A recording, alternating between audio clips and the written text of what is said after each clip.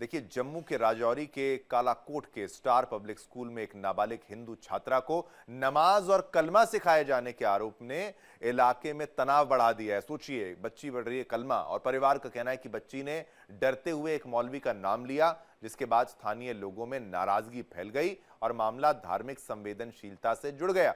परिवार वालों ने इस मुद्दे को स्कूल प्रशासन और शिक्षा विभाग के सामने उठाया, जिसके बाद 3 सदस्यीय जांच समिति बनाई गई है। समिति सभी पक्षों के बयान ले रही है और माहौल को शांत रखने की कोशिश की जा रही है। स्कूल प्रिंसिपल का कहना है कि आरोप निराधार हैं और सीसीटीवी फुटेज उनके पास मौजूद है। उन्होंने कहा कि किसी भी गैर मुस्लिम छात्र को धार्मिक अनुष्ठान सिखाने का सवाल ही नहीं उठता और आरोप साबित होते हैं तो वो कानूनी प्रक्रिया का सामना करेंगे।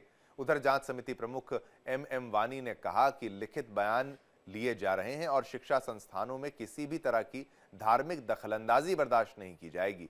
मामला सामने आने के बाद आसपास के इलाके में हलचल है। लोग सोशल मीडिया और स्थानीय समूहों में अपने अपने विचार रख रहे हैं, जिससे तनाव और बढ़ने का डर है।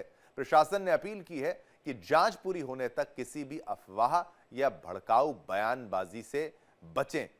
लेकिन इतनी छोटी बच्ची और फिर उससे कलमा पढ़ाया जा रहा है, उससे नमाज करवाई जा रही है और ये बहुत खतरनाक ट्रेंड है। गैर मुस्लिम छात्र के साथ ऐसा करना, छात्रा के साथ ऐसा करना, उसको इस्लामिक धार्मिक अनुष्ठान सिखाने का प्रयास करना, ये बिल्कुल क्रिमिनल ऑफेंस है और इस पर सख्त से सख्त कार्रवाई जो है वो बेहद ज़रूरी है।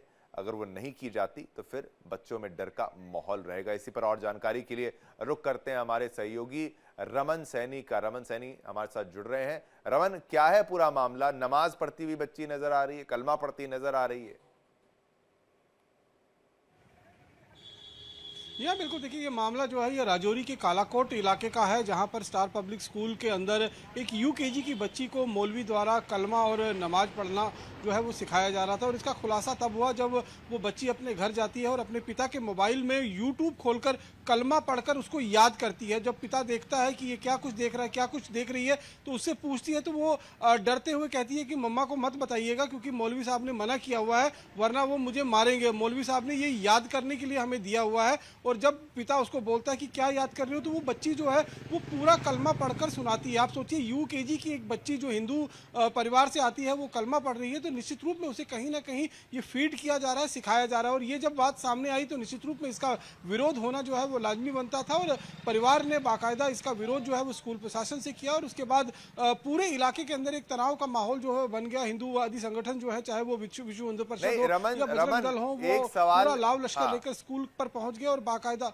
बिल्कुल रमन, एक सवाल जो उठता है कि भाई मौलवी स्कूल में कर क्या रहा था? क्या इस स्कूल का मालिक जो है वो मुसलमान है? ये इसमें एक एंगल है, ऐसा कुछ सामने आ रहा है, या फिर वहां का स्टाफ मुसलमान है? वहां पर मौलवी के होने का कारण क्या? अगर नाम स्टार स्कूल है, इस तरीके का स्कूल है, कोई मदरसा तो वो है नहीं, या अगर मदरसा है तो वो भी बताइएगा।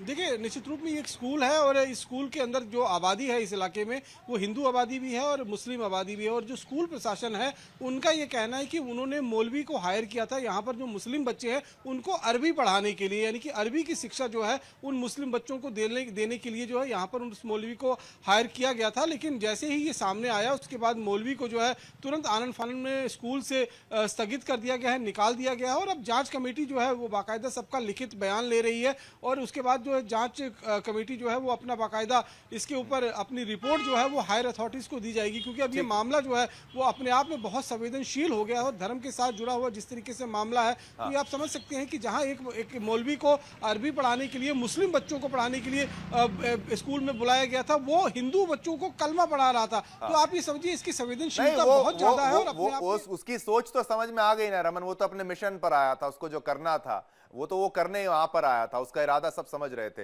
लेकिन एक बार ये प्रतिक्रिया सुना देते हैं, क्या कुछ कहा गया था। आप बने रहिए रमन मेरे साथ, एक बार बाइट सुनाते हैं, प्रतिक्रिया सुनाते हैं। रही थी तो छोटी बच्ची है, 4.5 साल की बच्ची है। तो जब मैंने मैम को फ़ोन किया तो इन्होंने बोला नहीं ऐसा कोई इतना बड़ा इशू नहीं है, नॉर्मल है, तो ऐसे चलते फिरते कहीं सीख लिया होगा।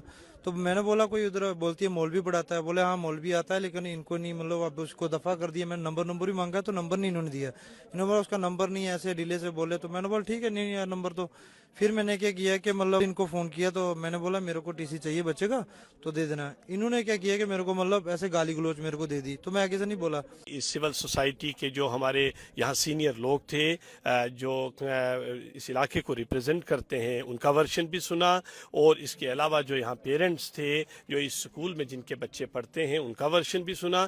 इसके बाद अब हमने यही इसमें बहुत सी डिमांड भी आई, बहुत सी बातें भी आई, और हम इसका जो है 1-on-1 अब सब लोगों से उनका रिटर्न में वर्शन लेकर फिर कमेटी अपने फाइनल डिसीजन पर जाएगी। जो भी इसमें कल्प्रिट होगा, जो भी गलत करेगा, क्योंकि तालीमी इदारों का मकसद सिर्फ यही है कि हम आपसी भाईचारा पैदा करें, तालीमी इदारों का मकसद सिर्फ यही है कि हम बच्चों को ऐसे एम्पावर करें कि वो अपने समाज और मुल्क को मजबूत कर सकें। वो भी छोटी बच्ची को जिस तरीके से कलमा सिखाने का मामला आया और स्कूल यहां पर जिस तरीके से टाल मटोल कर रहा था कि भाई उसको हमने दफा कर दिया, उसको हमने हटा दिया, फिर उसका नंबर जब मांगा गया तो नंबर नहीं दिया, टीसी देने की बात जब आई तो फिर उसको टीसी देने के बजाय उसको गालियां सुनाई जा रही है, बदतमीजी की जा रही है। रमन एक बार फिर से हमारे साथ जुड़े हुए हैं, लगातार जुड़े हुए हैं। रमन, ये स्कूल को छुपाने का प्रयास कर रहा है इस तरीके से? आपको भी समझ में नहीं आ रहा कि आप सोचिए कि भाई जब अभिभावक बात करना चाहते हैं तो फिर आप कहते हैं कि नहीं कोई बड़ी बात नहीं है। अगर बड़ी बात नहीं है तो बड़ी बात होती क्या है, ये भी तो समझाना होगा प्रशासन को, वहां के स्कूल एडमिनिस्ट्रेशन को कि भाई आप क्या कर रहे हैं। रमन देखिए, हाँ शिवम, देखिए निश्चित रूप में ये हालांकि एक प्राइवेट स्कूल है और स्कूल को अब अपनी गलती का एहसास कहीं ना कहीं हो गया है कि उनसे गलती तो जरूर हुई है, क्योंकि जिस मौलवी को उन्होंने अरबी पढ़ाने के लिए बुलाया था वो किस तरीके से अपने मिशन पर लगातार जो है वो अपना काम जो है वो कर रहा था और हिंदू बच्चों को जो है वो कलमा पढ़ना सिखा रहा था।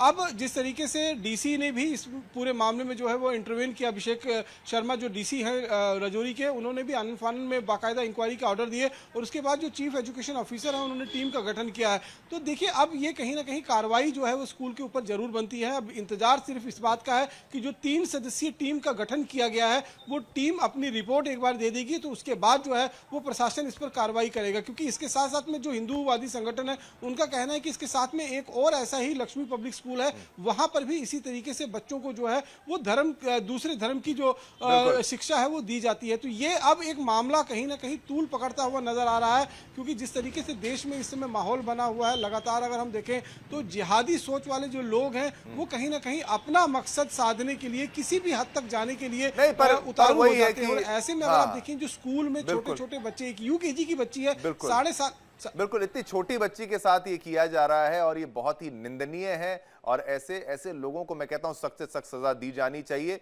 और लेकिन ये सोच बार बार उजागर होती है कि क्या सोच है, छोटे बच्चों से ही शुरुआत ये कर रहे हैं ताकि इनका मिशन जो है वो बिल्कुल क्लियर है, धर्मांतरण कराना, लोगों को बदलना, अपने मजहब में लाने का प्रयास करना। खैर रमन, वक्त इतना ही था, बहुत बहुत धन्यवाद, आपने पूरी जानकारी विस्तार से दी।